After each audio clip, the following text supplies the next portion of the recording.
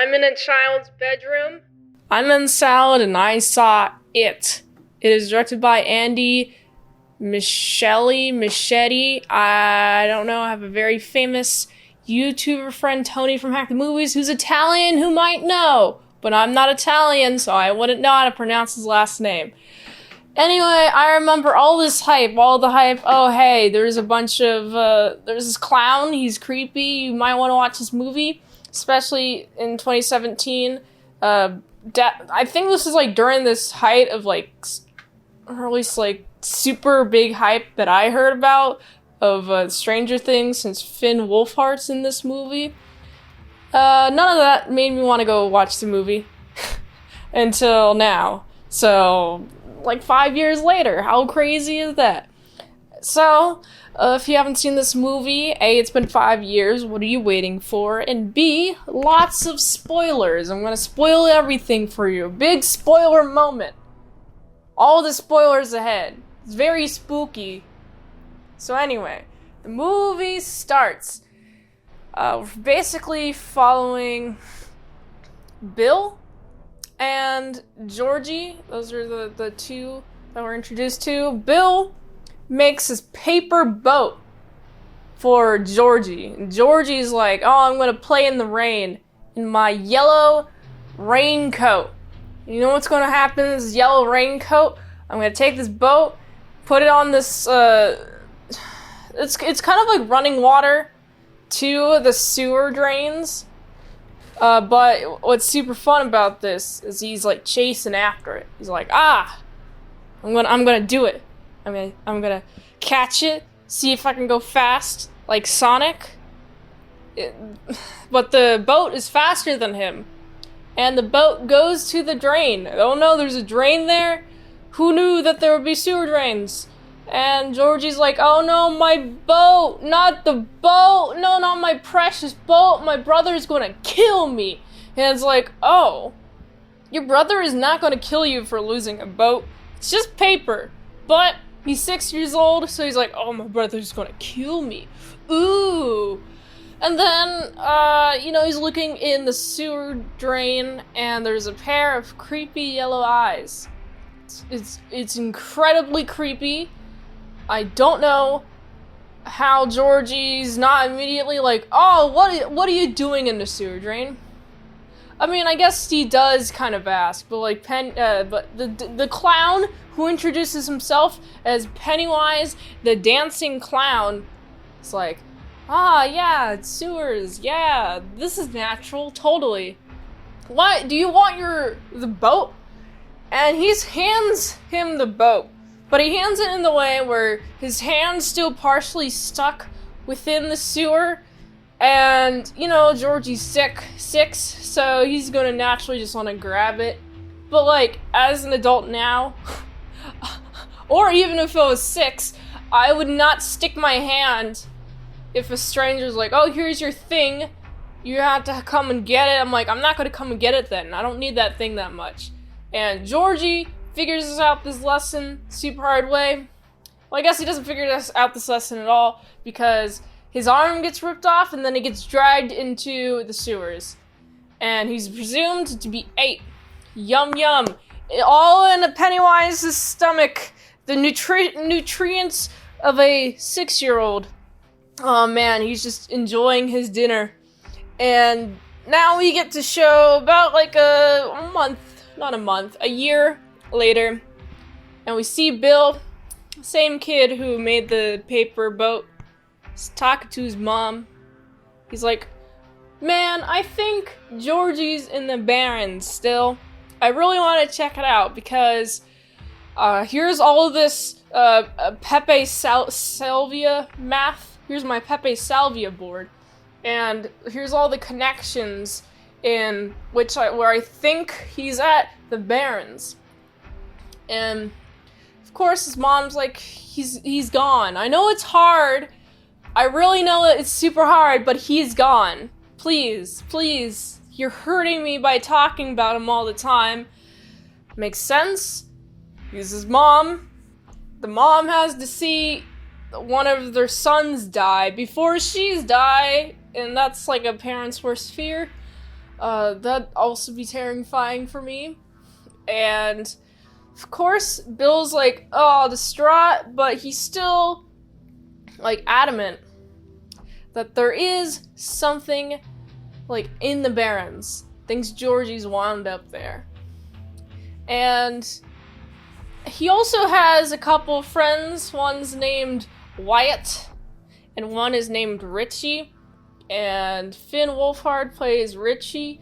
And pretty much when I saw this, I was like, oh, hey, when Finn Wolfhard's here. Honestly, my very limited exposure to Finn Wolfhard is not Stranger Things, not any of his other movies, but was the one episode, or maybe 2 episodes, that he was on Game Grumps, where he plays video games. And it's fun to watch him talk to the others. It's nice. It's wholesome. And in this movie, he's not so wholesome. He's a little bit of a I don't know how to describe him. I just like all these kids, alright? I like their personalities. They have good personalities, and they're being picked on by a bunch of bullies. As kids with good personalities do, they always have been bullied at some point. And of course, you got the bullies, their names are Bowers. That's an unfortunate name. But here we get to see, oh, good old Bill and good old Wyatt, good old Richie. They're going to the Barrens. Pretty much Bill's like, yeah, there's something in here. My little brother is here. And you got the others kind of just like tagging along. And it's super fun. You also get to be introduced to another character who's also being chased by a bully. His name's Ben. He's a fat kid, but he's like the sweetest person ever. Like honestly, and he's cool. I like him a lot. I found myself rooting for him a lot, especially just honestly him the most. But anyway, we get to see Ben go into the Barrens with the others, and he's also being chased by the bully, but then he is able to escape. The sewer path goes in front of him long enough. Him go burr, he's super fast, despite his size, and he gets to the point where Pennywise is now it takes the bully, kills him, murder, death, kill. Murder, death, kill is bad, but he was bullying him. I don't know, I don't really see, I don't know if Pennywise did a good or bad thing, because the kid was kind of a bad one. A bad seed, if you will. But we get to also encounter more people. We see Mike, who's also been got by the Bowers, and he's an orphan. He's an orphan kid. I'm like, oh man, both of your parents are gone?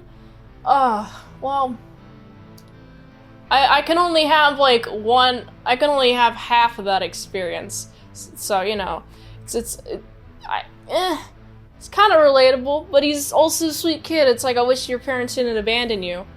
But now you're not going to be abandoned by these friends. And also we get to meet a kid named Beverly. She's a female who's being accused of having lots and lots of intercourse, very promiscuous, if you will. And she's getting bullied for it. It's like, oh, well, that sucks. She's getting bullied by girls. Personally, I don't have much experience with being bullied by girls. I only have experience with being bullied by guys. And so it's just like, I don't know how accurate the bullying is here, but I have heard that female bullying is much more vicious. And I'm glad that I was not bullied by women, but also B, I hope she gets stopped being bullied by these women, because this seems like not a fun time. But I digress. So she joins these group of ragtag kids. They're tagging along. They're going to find a mystery. Oh, they don't really believe Bill and there's this creepy monster until they all encounter the fairy form of it, as they call it. You got, I don't remember all of them here, but I do remember the ones that really, was big brain. Oh wow, this is shocking. The one where we get Beverly, she opens the toilet and out splits blood everywhere, just like a funnel of blood. Then all the blood's covering the walls, just like that. It's like that forever. And then her dad walks in, who sucks, by the way. The dad's like, "What's wrong, honey?" She's like, "Don't you see? There's blood on the walls." He's like, "I don't get it, honey. You need some punishment for this," or something like that. It's like, oh, no, you're gonna get punished for something that these adults can't see? What is going on? But she uses that to be like, oh, wait, the adults can't see it?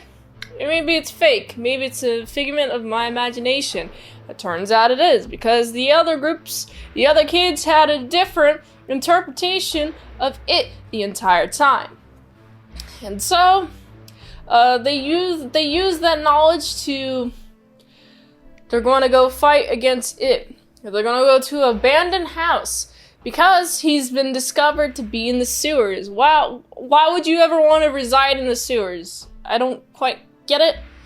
Doesn't seem like a very comfortable place to live. Might smell a lot. So yeah, he likes to reside in the sewers, and the kids are like, okay, well, there's this one house that's abandoned that is kind of where the sewers are just at, sewering about. Nice cozy home for people without a house, but yeah, it's an abandoned house that looks really creepy that I wouldn't want to go in. But these kids are super brave. Oh, they're gonna go in. They're gonna go in together. And then pretty much immediately get separated. And it's like, oh, you're going to be one-on-one'd and potentially eaten by it. That sounds like a disaster. I hope they survive. But I'm not sure how they'll survive. Because it's really tense. All of the scenes, the characters are super witty. But then some of the characters freeze up, like children. They're like, no, not it, not the, it's gonna get me. But then, also what's super fun, you get to see, more of the group comes together. And Beverly, she's like, I'm gonna stand up to it. I'm gonna do it. I'm gonna impale it in the brain, in the noggin. Go burr. No, it does not go burr with it, because it does not die. When the noggin has a stick in its brain, instead it goes, oh, I'm gonna reside now. No, this hurts. I have a splitting headache now. Whatever shall I do? There's not enough aspirin in the world to get rid of this headache. I kind of have to, take the steak out and let it bleed all over the place. But, they escape before he can bleed all over the place. But it's kind of terrifying. They kind of don't go to that place again. Until we get to a flashback. I mean, not a flashback, a jump forward. A couple weeks later, you get to see Beverly, and her home situation's a little bit, it's not good. It's very abusive, sexually abusive, which is horrifying, at the very least. And she stands up to her dad. Good on her! She does it! She does good! I liked that part when she stood up to her dad. I'm like, you go, girl, you did it. You got some inner strength in you. You're basically standing up to your fears. And then they kind of come back together, because they're like, oh, hey, the way to defeat it is to stand up against our fears. And so, back they're on to the journey of finding where it is. And there's just like, it's honestly, there's a whole lot of stuff happening here. First, we get to see the Losers Club, as they call them. Just their natural chemistry is fun. I like it a lot.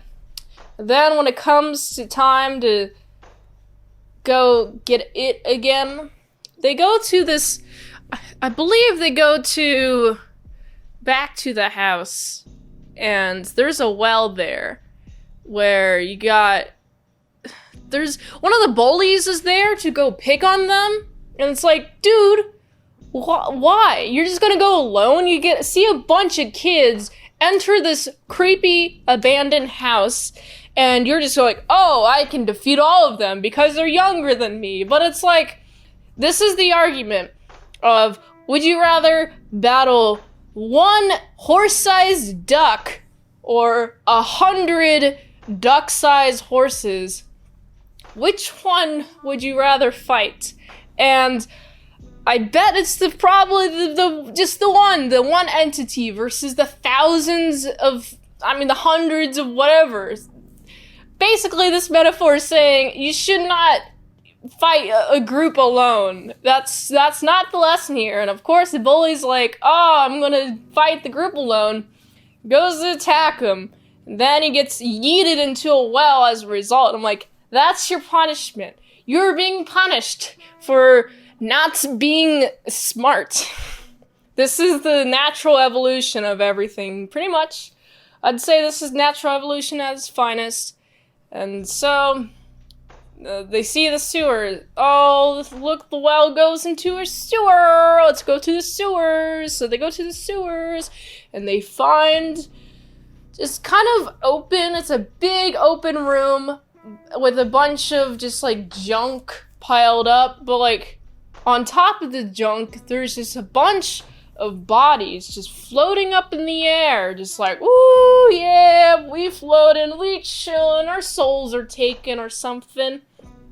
I don't know, but it's crazy. It's a large amount, and guess who's there? It's there. It's going to eat your face. Your face gonna get ate. Beverly, her face almost get ate because it looks into her face. And her face is like, up afterwards. Got a whole, like, ray of white beam coming out of her mouth. And like, she's just floating there. It seems, I can't tell if it's either terrifying or peaceful, but I wouldn't want to experience it. But, you get to see all the people, they're conquering their fear. They're going one by one to, we gotta not be so afraid that we're gonna let it kill us. And so they're fearless when they go to approach it, and it is pretty nice. And it kind of is, gets yeeted. He yeets off. He goes bye-bye after he tries to fight him, and then he doesn't win. Oh no, whatever shall happen.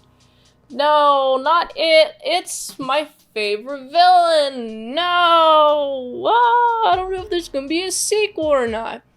Who knows? Maybe there will be. Wink.